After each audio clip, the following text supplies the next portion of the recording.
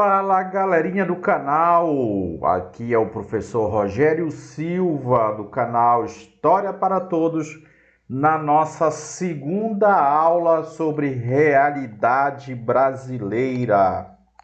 Um abraço para o pessoal de São Paulo, um abraço para o pessoal do Amazonas, gente de tudo que é lugar do Brasil assistindo essa aula. Se você chegou agora, volte aí, temos 3 vídeos anteriores sobre o início aqui do nosso projeto, tá, gente? Nós temos 3 aulas anteriores a essa, a parte que fala especificamente do tópico 1 da história do Brasil contemporâneo, ok? Esse aqui é o 4º vídeo, só que ele está diretamente associado ao item 2 do edital de vocês. Vamos lá, gente, vamos falar um pouco do negro, da história do negro, do movimento negro na história do Brasil, para tentar compreender todo esse contexto que nós temos, infelizmente, aqui no Brasil, de racismo, né? Vou, inclusive, contar uma história que eu vi ontem, antes de gravar essa aula, um negócio muito recente, né? Essa semana que passou também eu vi algo muito chocante relacionado ao racismo. Não esqueçam, tá, gente? Deixe o seu like, inscreva-se no canal. Escreva aí, gente, fala comigo. Eu quero saber de onde, de que cidade você está falando, né? Ontem eu falei com um rapaz de Goiás, né? Um abraço também para Goiás. Saudade do Jalapão. Vamos lá. A origem da negritude. Então, logicamente, gente, que como diz o velho ditado, vamos começar pelo início do começo. Vamos começar falando sobre África, né? Os negros do Brasil, nós negros no Brasil, me incluo, né? Nós temos aí as nossas origens, o nosso pezinho lá na África. Então, a África é um continente multicultural. A África hoje é formada por mais de 54 países, várias etnias, né? Nós temos a África subsaariana, nós temos o deserto do Saara, nós temos o norte da África, inclusive com origem muçulmana. Muitos escravos muçulmanos chegaram aqui no Brasil principalmente ali na Bahia. Então nós temos aí um pouco desse início aí, desse processo migratório forçado dessa diáspora, né? As denominações étnicas, além de não serem as mesmas na África e no Brasil, variam dentro do próprio país. Então não se apegue muito a essas denominações étnicas. O que você tem que saber é que elas são e eram extremamente variadas, né? Porque vieram negros de várias e várias regiões da África. Os nagôs, né? Uma galera ali de Guiné-Bissau, outra galerinha ali de Burkina Faso, da Nigéria, né? Os indivíduos que vieram da Costa do Marfim. Então esses grupos eles chegaram aí em vários cantos do Brasil. E as capitais brasileiras elas eram centros receptores desses negros e ao mesmo tempo eram centro distribuidores. Por exemplo, na nossa linda e maravilhosa Recife, chegava num dia, vamos supor, 1.000 escravos. Esses 1.000 escravos ficavam em Recife? Não. Vamos supor que 300 ficavam em Recife, os outros 700 eram distribuídos para o que hoje nós temos como João Pessoa, para hoje o que nós temos como Maceió e o próprio interior de Pernambuco. Então existia muito esse processo comercial, né? Você vê aí números aproximados, gente, isso aqui são números aproximados, tá? Pelo amor de Deus. Estimativas de escravos no Brasil, cerca de 2 milhões de indivíduos. Esses números eles foram crescendo ao longo do tempo, ali no século XVI, XVII, chegando no auge, gente, no século XVIII, tá? No século XVIII para o XIX. O XVIII, ele é herança, perdão, o XIX, ele é herança de todo o processo de mineração no Brasil. Durante a mineração, no século XVIII para o século XIX, houve um aumento expressivo desses escravos. e aqui, segundo o IBGE, você tem uma predominância de escravos vindos de Angola. Então, nós somos muito amigos do pessoal de Angola, nós somos parceiros, tá? Tem aluno que está assistindo o canal lá de Angola, um abraço para vocês de Angola. Eu queria lembrar o nome dos alunos, de Moçambique também. Por quê? O canal do professor Rogério já é internacional. Muito feliz por isso. Porque eles dominam a língua portuguesa. Porque eles foram colonizados pelos portugueses, né? Inclusive pelo triste processo também conhecido como neocolonialismo. Eles, grosseiramente falando, eles foram dominados duas vezes. Não só no colonialismo do século XVI, que nós também fomos dominados, mas também ali no século XX, né? 19 para o século XX. Então eles escutam muito música popular brasileira, eles escutam a Joelma, eles assistem novelas da Rede Globo, por exemplo, escutam Anitta e por aí vai. Né? Léo Santana, né? Eles escutam muito Axé Music. Então nós temos, gente, toda essa proximidade com esses queridos povos africanos. Não esqueça, pode ser uma linda questão de prova colocar uma música, por exemplo, numa questão da SES Gran Rio. E aí você vê as rotas comerciais de seres humanos, infelizmente, né? Aqui na região onde um dia nós tivemos, deixa eu pegar minha canetinha marota, um dia nós tivemos aqui o reino de Mali, o reino de Gana, né? O reino de Benin. Então, muitos escravos vieram para cá, para o Recife, para São Luís, Belém, até mesmo Rio de Janeiro. Já aqui, a galerinha ocidental, né? Vieram para cá, para Recife, Salvador, Rio de Janeiro. E olha aqui, Colônia de Sacramento, fazia parte do Brasil e hoje em dia é o Uruguai. Temos uma rota um pouco mais distante que vem ali da região de Moçambique, né? Da região de Moçambique. Então, muitos desses povos, gente, influenciam e influenciaram a nossa cultura, né? Principalmente os povos iorumbais, né? Com a música, o axé, com o vatapá, com a religiosidade, né? A questão do candomblé, umbanda, faz parte de todo esse processo, não esqueçam disso. O movimento negro no Brasil. O movimento negro no Brasil, gente, ele passou por várias e várias etapas. Ao longo da história, ele foi se adaptando, ele foi passando por momentos distintos, associado, logicamente, à história do Brasil, a questão da existência ou não da escravidão. Então está dizendo aí, olha, o movimento negro no Brasil surge ainda de forma precária e clandestina durante o período que existia a escravidão. Um dos grandes exemplos disso foi a organização de quilombos, entre eles o Quilombo dos Palmares, né? Eles roubavam, eles atacavam cidades vizinhas para promover a sua sobrevivência. E até mesmo, gente, existem relatos nesse momento da escravidão, que alguns quilombos do Brasil chegavam a fazer trocas comerciais pacíficas dentro das suas regiões, né? O quilombo X negocia com a cidade Y. O quilombo X fabrica farinha. O quilombo Y, a cidade Y produz cebola, vamos supor. E eles faziam trocas, né, ali dentro de uma certa normalidade comercial. E aí, né, gente, veio a Lei Áurea, a Princesa Isabel, a Narigudinha.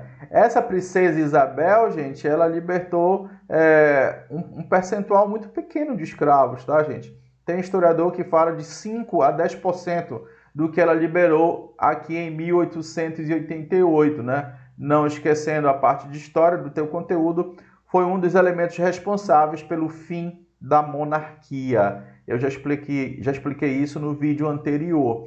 Então, gente, a partir do momento aqui que ocorreu a assinatura da Lei Áurea, os escravos estão livres. Lindo e maravilhoso. Não, não era lindo e maravilhoso, porque agora o desafio se transformou em outro. Qual era o desafio? o desafio social. A introdução do negro na sociedade brasileira, algo que não aconteceu de forma muito efetiva, né? De forma positiva. Então, por que hoje a sociedade brasileira ela é preconceituosa? Porque hoje existe uma grande desigualdade social entre negros e não negros, por conta desse processo histórico. Aqui no final do século XIX, acabou-se com a escravidão e ponto final. Mas o escravo não era uma mão de obra qualificada, geralmente. O escravo ele não era alfabetizado e tinha, logicamente, o próprio preconceito de cor e de raça. Ok? Aqui no século XIX. Então, gente, o racismo ele é construído ao longo da história. Ninguém nasce racista. As pessoas aprendem o racismo. Muitas das vezes, gente, na nossa família, na nossa escola, com os nossos amigos, com a nossa igreja. Então, nós aprendemos a ser preconceituosos. Se nós temos a capacidade de aprender a ser preconceituoso, nós temos também a capacidade de desaprender, de se desconstruir. Aí, parceiro, é uma questão de séculos para ocorrer esse processo de desconstrução.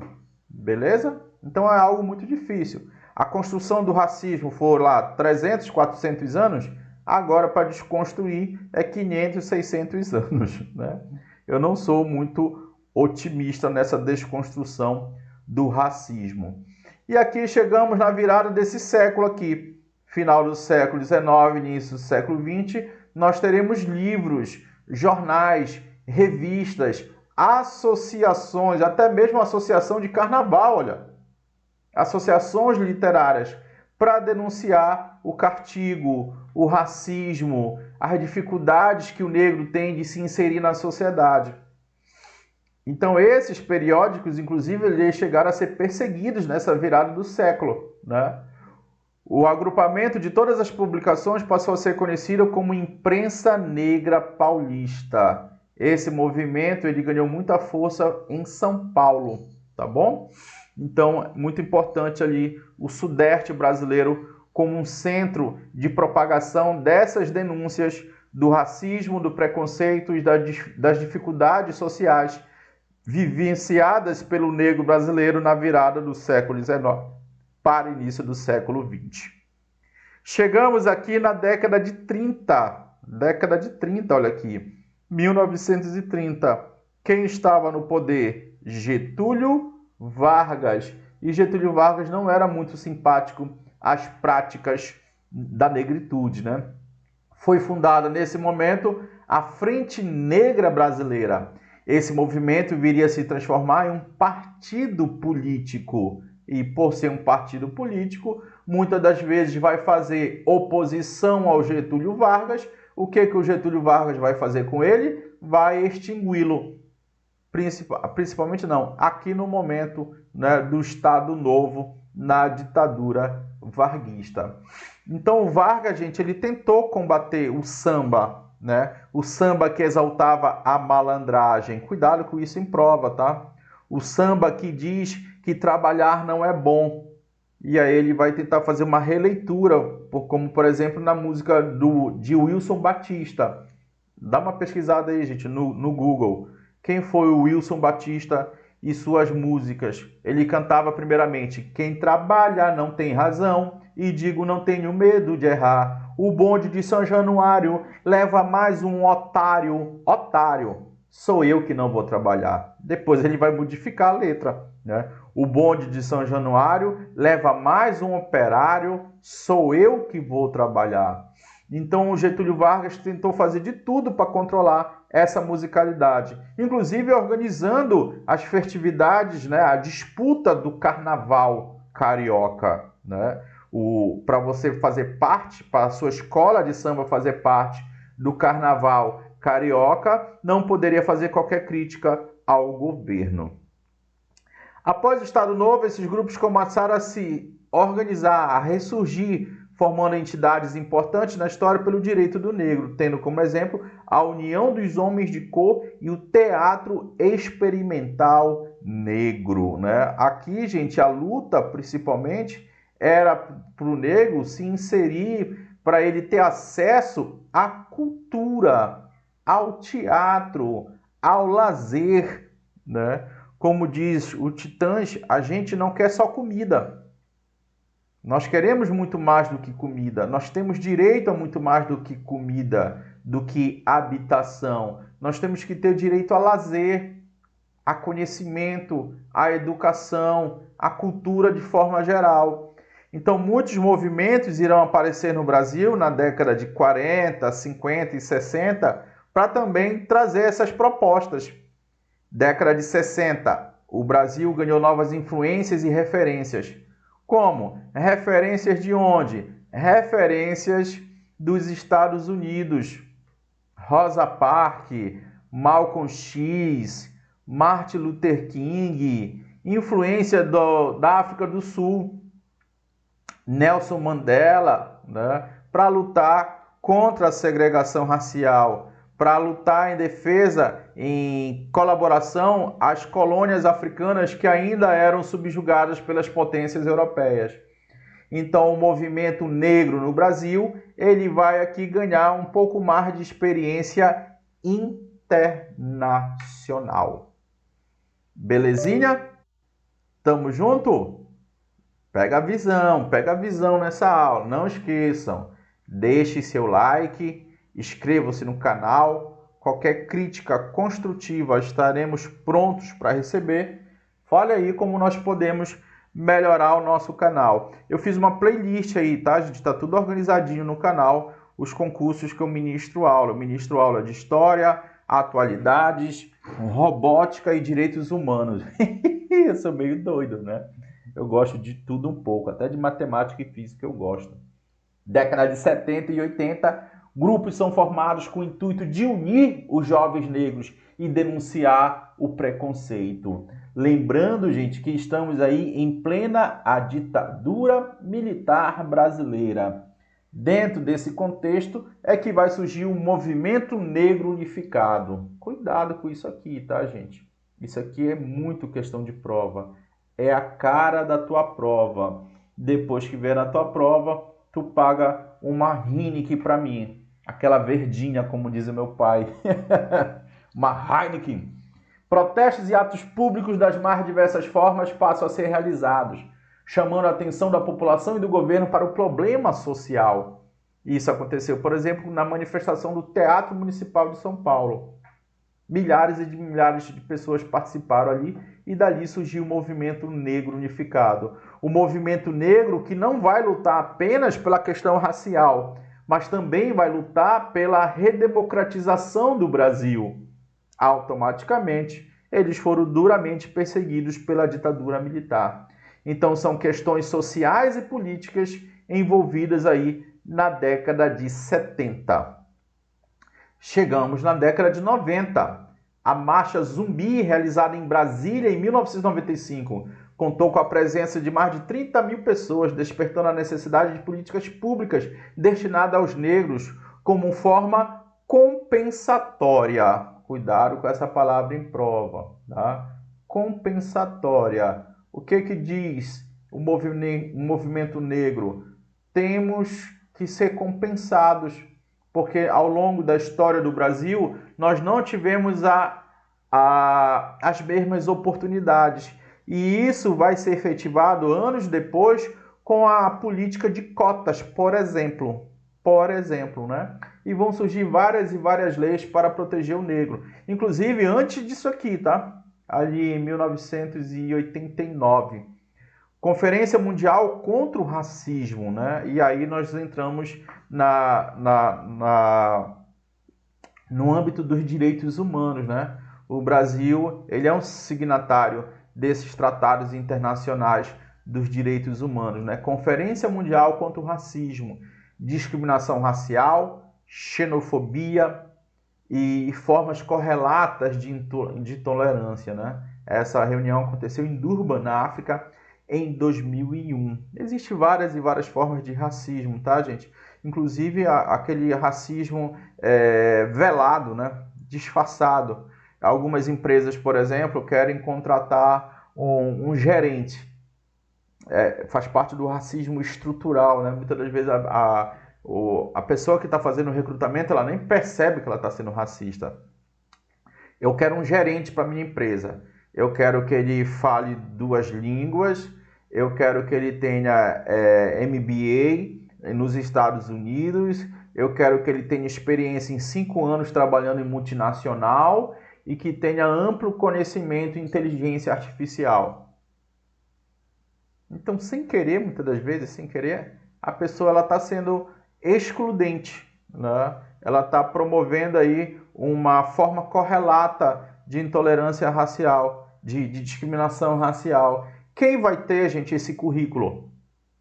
Geralmente, uma pessoa branca de classe média alta da sociedade brasileira. Geralmente, eu não estou dizendo que existe regra. Há alguns anos atrás, se não me falha a memória, aqui fazendo uma propaganda de graça, o Magazine Luiza, né? Ele fez o recrutamento exclusivamente para negros. E aí os brancos reclamaram. Era um cargo de diretoria, um cargo de importância, né? Então, 2 vagas, se não me falha a memória, para negros. E aí os brancos falaram que isso é discriminação. Não, gente, isso não é discriminação. Isso é uma forma de compensar toda a história de desigualdade que os negros sofreram ao longo do tempo. Tá bom? Ah, professor, na minha opinião, isso não é discriminação e tudo mais, né? O negro ele não é discriminado. Gente, pelo amor de Deus, não é o que diz as ciências humanas, tá? A sociologia, a antropologia, a história e até mesmo a estatística. Existe sim o racismo no Brasil. Tem gente que nega isso. Inclusive, uma vez, eu nunca esqueço, tenho muita raiva desse cara, né? O vice-presidente do Brasil falou que não existia um vice-presidente do Brasil. Não vou citar nomes aqui, é só você pesquisar, porque tem gente aqui que é apaixonada por político. Ele disse que não existe racismo no Brasil, somente nos Estados Unidos. É muita falta de conhecimento, sangue de Jesus. Então tá aqui, gente, uma imagem do movimento negro no Brasil, né? Então, tem doido aí que diz que não existe racismo no Brasil, como o general Mourão. Beleza? Conquistas legais e desafios atuais. Você observa aqui, alunos criam bonecas pretas para valorizar a identidade negra no Vale do Rio Pardo, né? Vale do Rio Pardo. Deixa eu ver se é Rio Grande do Sul, gente. Me ajuda aí. Alguém do Rio Grande do Sul tá me ouvindo? Então, meninas, vocês aí, vocês tiveram bonecas pretas? Vocês tiveram bonecas pretas? É Rio Grande do Sul, é Vale do Rio Pardo. Muitas das vezes, gente, nós somos educados, né, a sermos racistas. Nós não conhecemos a geografia da África. Muitas das vezes só ensinam para a gente a história da escravidão. Mas o africano, gente, ele tem muito mais história do que isso. O negro tem muito mais história do que isso, né? Vocês já viram nas propagandas, muitas propagandas de muitos comerciais de margarina, aquela família linda, maravilhosa e branca? Por que geralmente é branca? É o racismo estrutural. Você vê propagandas de condomínio. Aqui próximo onde eu moro, a maioria da população é negra ou parda. Muitos negros, gente, eles têm vergonha de dizer que eles são negros. Infelizmente, aí eles dizem que eles são pardos. Ah, eu não sou preto. Tu é preto, cara. Fugiu de branco, tu é preto, pô. Ah, não, eu sou moreno claro. Eu sou marrom bombom. Que marrom bombom nada? Tua cara, filha da mãe. Tu é negro, tu tem que ter orgulho de ser negro, né? Então, aqui perto de casa, eu estava vendo um comercial de um condomínio no meio da periferia, no meio de um bairro negro, e a propaganda eram pessoas brancas de cabelos claros, de olhos azuis. Então, totalmente descontextualizada. O pessoal do marketing e propaganda hoje está um pouco mais antenado para isso, antenado. Então, está modificando um pouco essa visão publicitária, inclusive, né? Como, por exemplo, agora você, como exemplo dessa melhoria desses sistemas aí de raça e tal, e cor, e diminuição do racismo, um pouco essa diminuição, você observa, né, alguns âncoras de jornais sendo negros, como eu falei no início da aula, correto? Fala para mim aí, quem teve boneca negra aqui, quem está assistindo esse vídeo. Ah, professor, eu tive uma, duas geralmente. Qual é a boneca mais vendida no mundo? A Barbie, porque é um padrão, inventaram um padrão. Um dia alguém inventou o padrão, né? Uma boneca branca, alta, magra e branco. E de cabelos claros, olhos claros. Então, quem não está inserido aí é o diferente. Então, o racismo, gente, ele está muito forte no nosso coração, na nossa cabeça, durante gerações e gerações. E aí nós temos aqui o combate, né, a essa parada toda, né? Lei de 1989 define os crimes resultantes do preconceito de raça ou de cor, né? Artigo 1. Serão punidos na forma da lei os crimes resultantes de discriminação ou preconceito de raça, cor, etnia, religião ou procedência nacional. Então, estão reafirmando aí o que está descrito na Constituição de 88. Artigo 2. A injúria, alguém ofendendo a dignidade, o decoro em razão da raça, cor, etnia ou procedência nacional. Isso já modificado em 2023. Reclusão de 2 a 5 anos e multa, né? Dificilmente você vê uma pessoa presa por injúria, né? Artigo 3. Impedir ou obstar o acesso de alguém devidamente habilitado a qualquer cargo da administração direta ou indireta, bem como das concessionárias de serviços públicos, por conta de raça, né? Artigo 4. Negar ou obstar emprego em empresa privada, reclusão de 2 a 5 anos. Então aí, gente, foi o início, né, desse combate aí de forma mais efetiva dentro da legislação. Aí nós estamos falando de leis, tá? 89, né? Tudo começou lá com a Constituição de 88, 89 está se aperfeiçoando e tem várias modificações ao longo do tempo, como você observa aí, 97, ano 2000, ano 2023. Mas, gente, é muito difícil combater o racismo. Muito, muito difícil. Lembrando aqui o caso de um rapaz no Nordeste, que a PRF, infelizmente, matou o rapaz, correto? Vocês conhecem essa história. Se fosse um homem branco, de cabelos claros, descendo de uma BMW, você acha que ele seria tratado daquela forma? Claro que não, gente. Claro que não. É muito triste, cara. É até difícil dar aula sobre esse assunto, gente. Eu dou aula sobre esse assunto todo ano no ensino médio. É complicado, muito complicado, né? Essa semana aconteceu, se não me falha a memória, no sul do Brasil. Um branco esfaqueou um negro, né? E a polícia prendeu o negro, cara. Impressionante. O cara gritando que ele era vítima, as testemunhas, isso foi no meio da rua, no centro da cidade, né?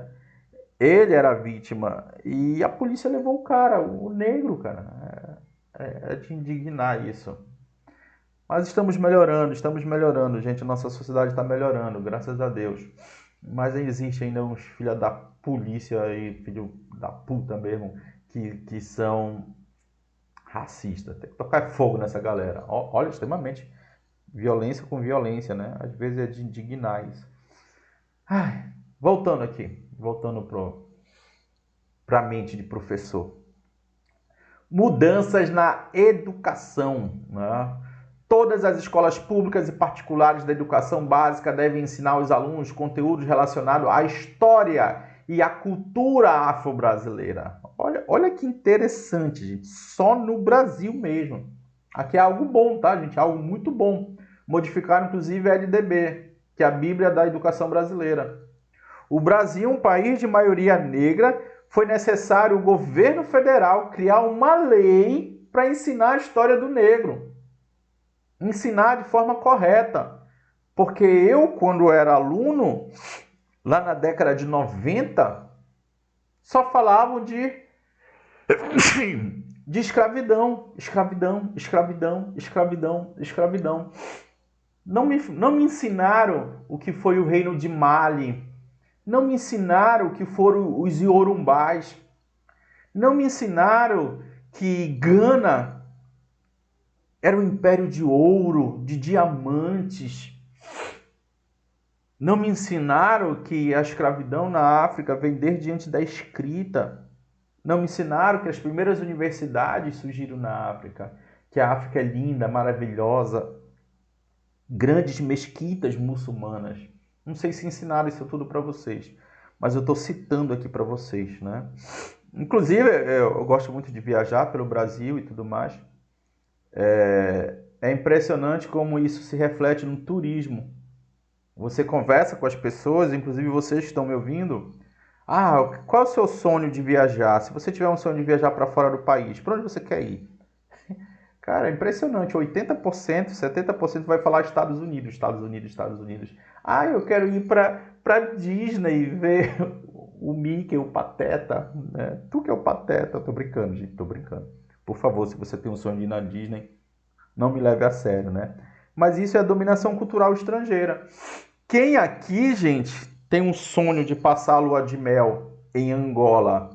Quem aqui tem um sonho de passar umas férias na África do Sul?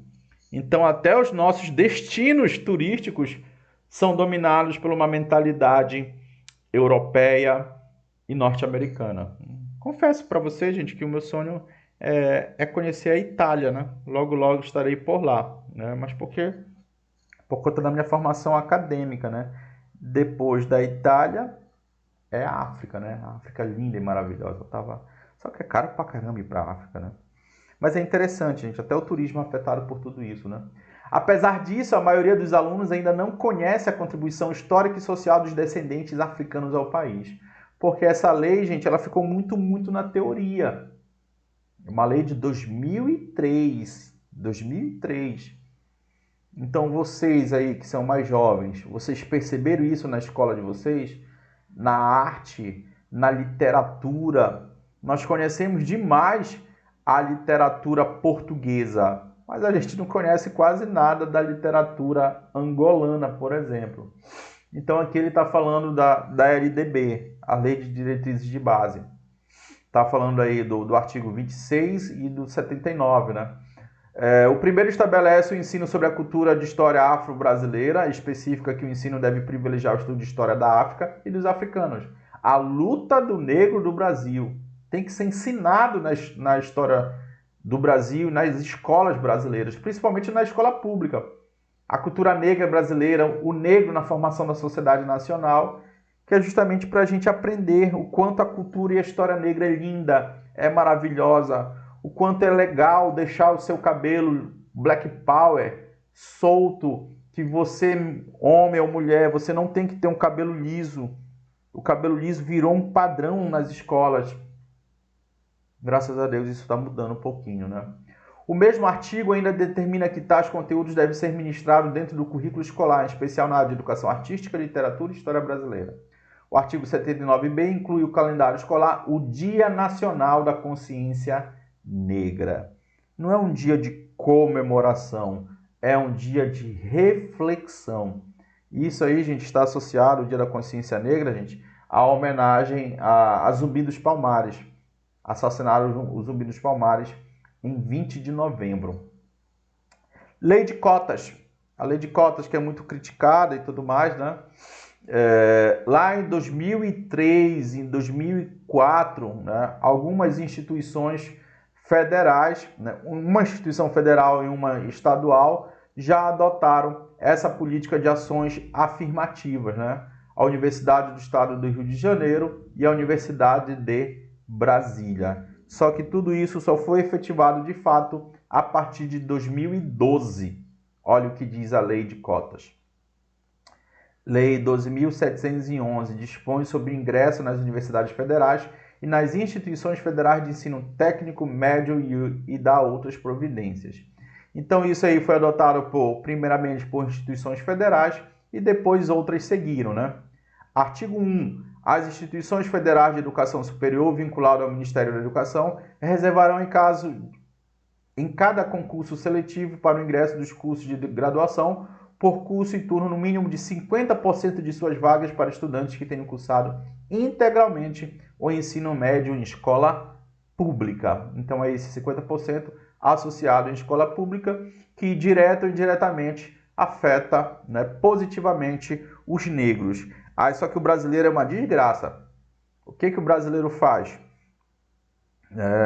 Alguns, não são todos, né, gente? Coloca o filho numa escola pública, matricula ele na escola pública, ele vai de vez em quando na escola pública para ele ter esse acesso aí através da cota e matricula ele como ouvinte numa mega super escola top de linha de classe média alta, né? E aí ele vai para o vestibular, ele vai para o Enem. Logicamente que ele está burlando o sistema, tá? No preenchimento das vagas que trata o capítulo desse artigo, 50% deverão ser reservados a estudantes oriundos de famílias com renda igual ou inferior a 1,5 salário mínimo per capita. Artigo 3. Em cada instituição federal de ensino superior, as vagas que tratam o artigo 1 dessa lei serão preenchidas por curso e turnos por autodeclarados pretos, pardos, indígenas e com pessoas com deficiência.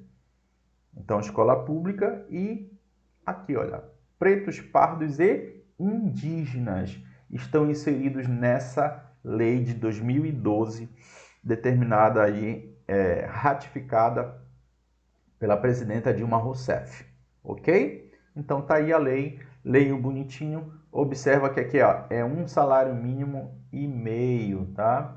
Embora a lei seja direcionada às instituições federais de ensino, o sistema de cota ecoou na educação em todo o país. Então, às vezes, eles conseguem até burlar esse sistema aqui de 1,5 salário mínimo, tá? 1,1 milhão de estudantes ingressaram no ensino superior por meio da lei de 2012 a 2022.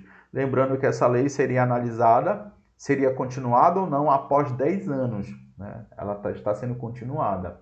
Então, 1,1 milhão de estudantes ingressaram no ensino superior. Poxa, professor, isso aqui é bacana, isso aqui é positivo. Agora, gente, esse número ele é legal, ele é bonito de se ver, né, gente? Só que é um número, tá, gente? Quando você vai analisar de forma cautelosa, gente, muitos dos nossos queridos alunos pobres, negros, assalariados e indígenas acessaram uma faculdade mequetrefe de ensino superior. Eu falo, gente, porque eu tenho experiência em dar aula em faculdade escrota e mequetrefe. A palavra escrota é forte, né? Eu fui dar aula numa faculdade pilantra aí, não vou falar o nome da faculdade, e eu reprovei, sei lá, 4 alunos. E eles colocaram uma pressão muito forte sobre mim para eu não reprovar esses alunos. Mas os alunos, tadinhos, não sabiam mal escrever, então não sabiam responder as questões que eu colocava de história lá. Umas questões bem fáceis, inclusive, na graduação.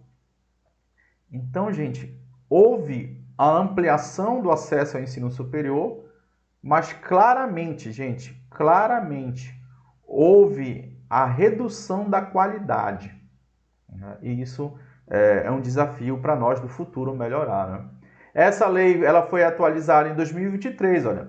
Com a nova legislação, primeiramente serão observadas notas pela ampla concorrência. Então, primeiro entra pela ampla concorrência e depois será analisado em cotas. Isso vai ampliar a possibilidade de aprovação do aluno negro e das escolas públicas de renda baixa, né? Foi reduzido o valor para o teto de renda familiar dos estudantes que buscam cota para o ingresso no ensino superior por conta do perfil socioeconômico. Se era 1,5 salário mínimo, agora é apenas 1 salário. Ok, anjinhos? Beleza? Estão acompanhando aí o raciocínio? Inscreva-se no canal, deixe seu like. Isso ajuda, né, a poder propagar o nosso conhecimento e o nosso canal. Ah, gente, quem quiser adquirir a nossa apostila de realidade brasileira é só chamar, tá, gente? O número do professor 91839, né? 919-8308-0242. A apostila tem 97 páginas. Conteúdo e 150 questões gabaritadas.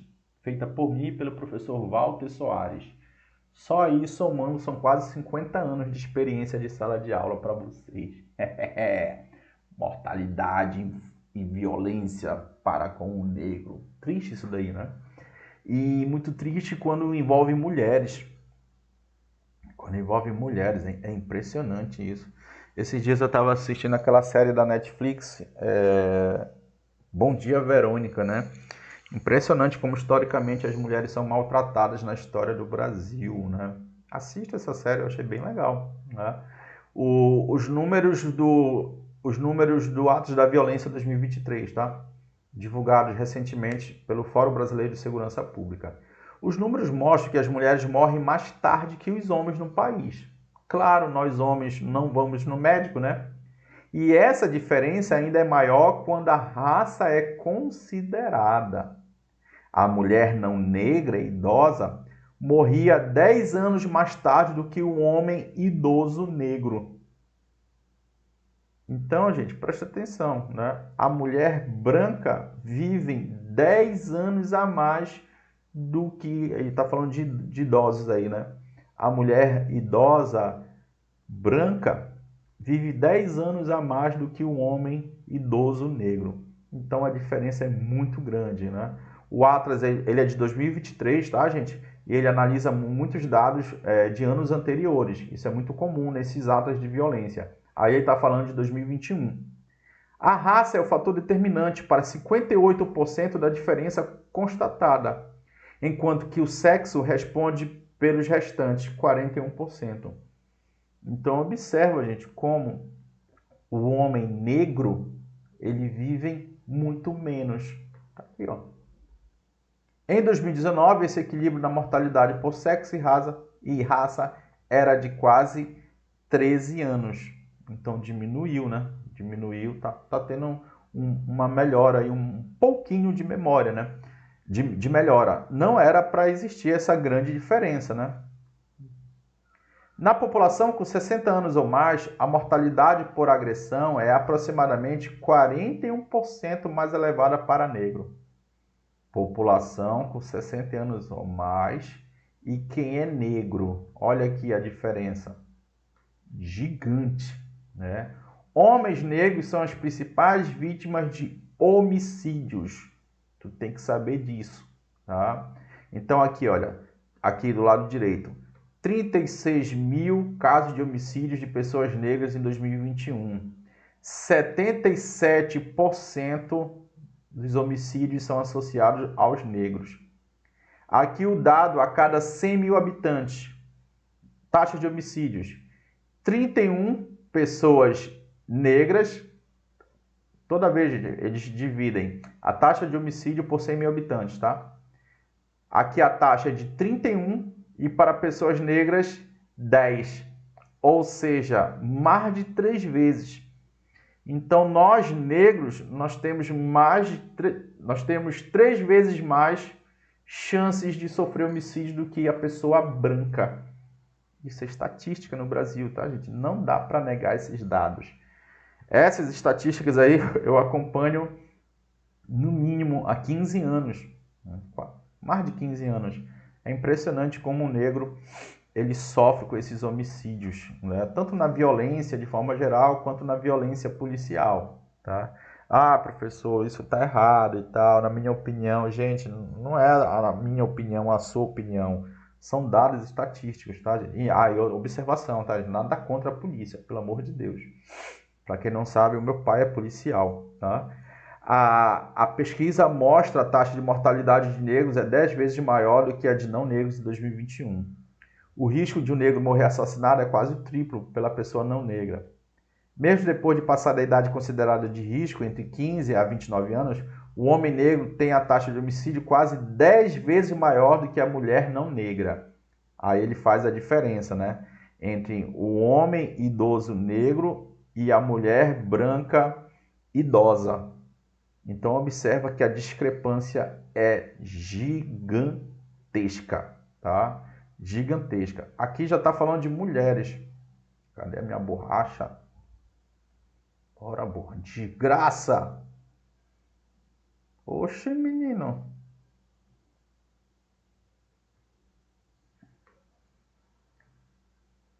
Aqui,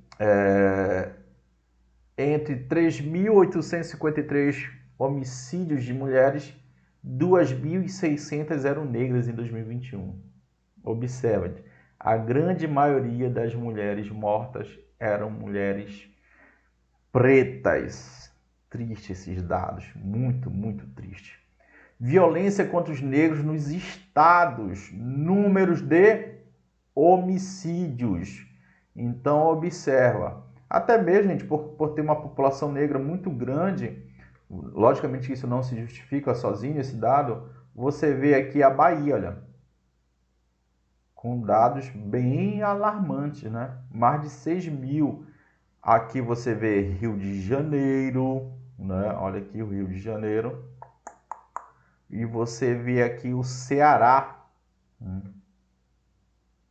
Mas observa a Bahia. A Bahia é o dobro, né? O dobro de mortes, né? Somando Ceará e Rio de Janeiro. Então aí são tristes estatísticas da violência que o negro sofre ou sofreu ao longo da nossa história. Infelizmente, é isso que eu tinha para mostrar para vocês, tá, gente? Censo IBGE 2023.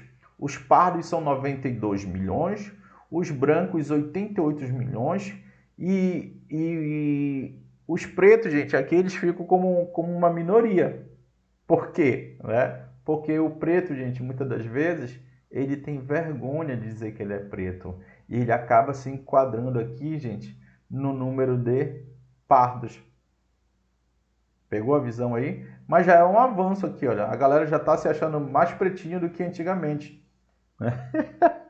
Eu lembrei de um caso de um candidato a prefeito, a governador do Nordeste, que ele fez bronzeamento artificial para ele querer ser negro, para ele se aproximar dos mais pobres e para ele conseguir votos. Onde nós chegamos, né?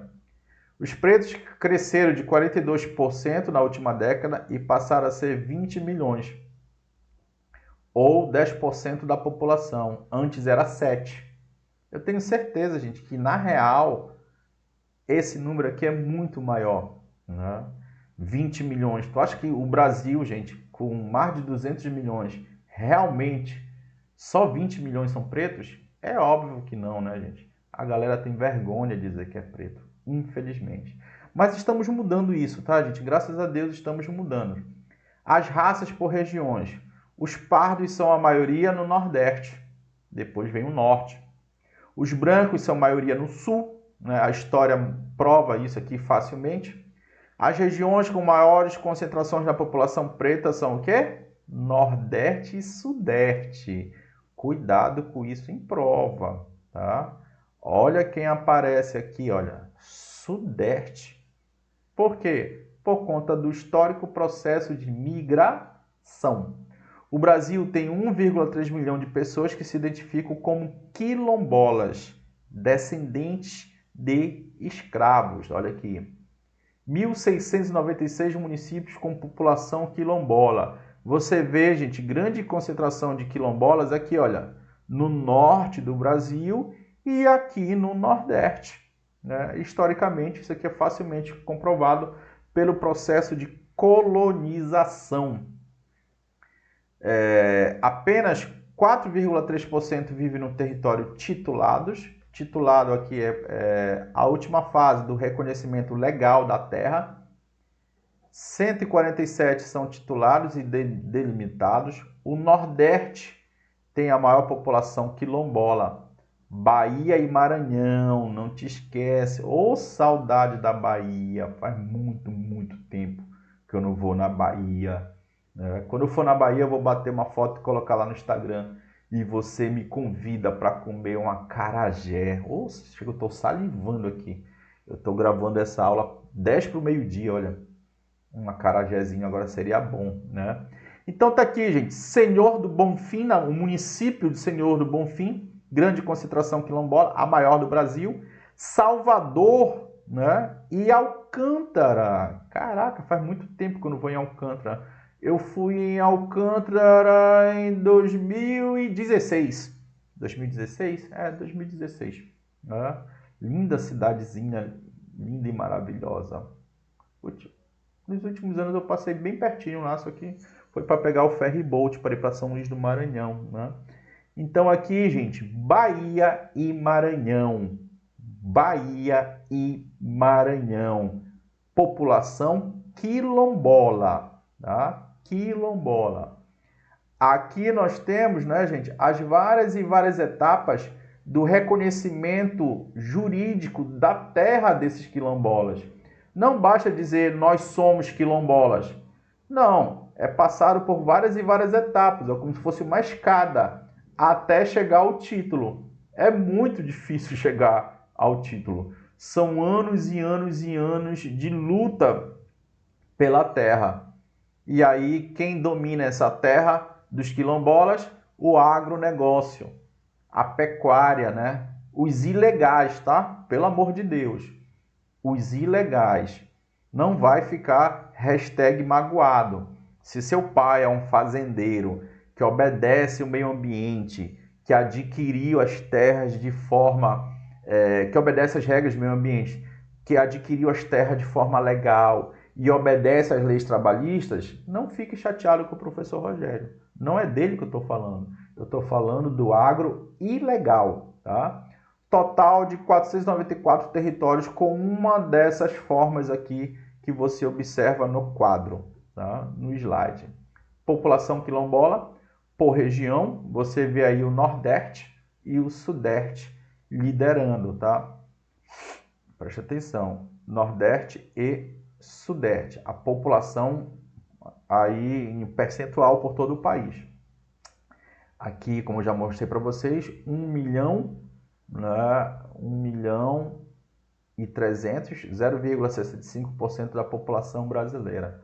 O Pará é o estado brasileiro com o maior número de comunidades quilombolas, números, tá? Titulados, 133 mil quilombolas no Pará. O município de Abaetetuba se destaca.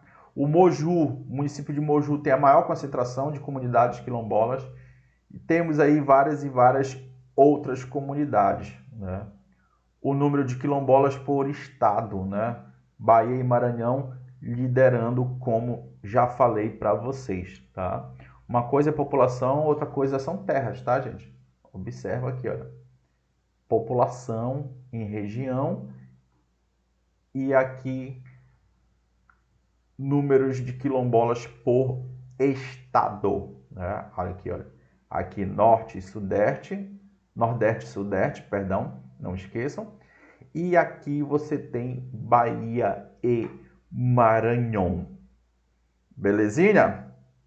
Lei que torna nacional o feriado da consciência negra. Olha que bacana. Até demorou a fazer isso, né? Demoraram a fazer isso. O Nine fez isso no final de 2023. O presidente sancionou o projeto de lei que torna o Dia Nacional de Zumbi da Consciência Negra feriado em todo o Brasil. A data celebrada em 20 de novembro marca a morte do quilombo dos Palmares, o Zumbi dos Palmares no século XVII. É também um dia para conscientização sobre a cultura negra e a luta por cumprimento dos direitos da população negra. Então é um dia de reflexão, tá, gente? Como está dizendo aqui, é um dia de conscientização, de valorização, de debate, de a gente conversar nas escolas com os nossos alunos, com os pais. Uma vez uma mãe reclamou com um professor dizendo, não lembro em qual estado foi agora, faz um certo tempo isso, né? Dizendo que o professor estava ensinando coisa do demônio para o filho dela. Por quê? Porque o professor estava falando sobre os muçulmanos e sobre o candomblé. Olha só a intolerância religiosa, né? Muito, muito, muito complicado. Aqui na cidade próxima, aqui na minha cidade, um vereador estava dizendo que a praça não pode ter qualquer manifestação da Umbanda e do Candomblé, porque o nome da praça é Praça da Bíblia. A praça é pública, pô, o Estado é laico, né? Intolerância, ignorância e todas as formas de preconceito nessa frase do vereador. Triste. A gente ri para não chorar. Anteriormente, a data já era conhecida como feriado em 6 estados, em mais de 1.000 cidades. Amazonas, Amapá, Mato Grosso, entre outros, já tinham feriados da consciência negra. Em 2011, o Congresso havia aprovado uma lei que instituiu o Dia Nacional de Zumbi da Consciência Negra, para ser comemorado, né, nesse dia. Só que eles não tinham determinado como feriado. Beleza, anjinhos? Ficamos por aqui. Essa é a nossa segunda aula, perdão, o nosso segundo conteúdo, a nossa quarta aula. Inscrevam-se no canal, se vocês quiserem adquirir a apostila é só chamar no WhatsApp. Ou tá aí, gente, o Instagram do professor, siga o professor, prof._Rogério Silva. Toda semana tem dica de realidade brasileira, de história, de atualidades do mercado financeiro para concursos públicos de forma geral, né? Tem dicas de direitos humanos também, que eu sou professor de direitos humanos. Tá certo, anjinhos? Ficamos por aqui, então.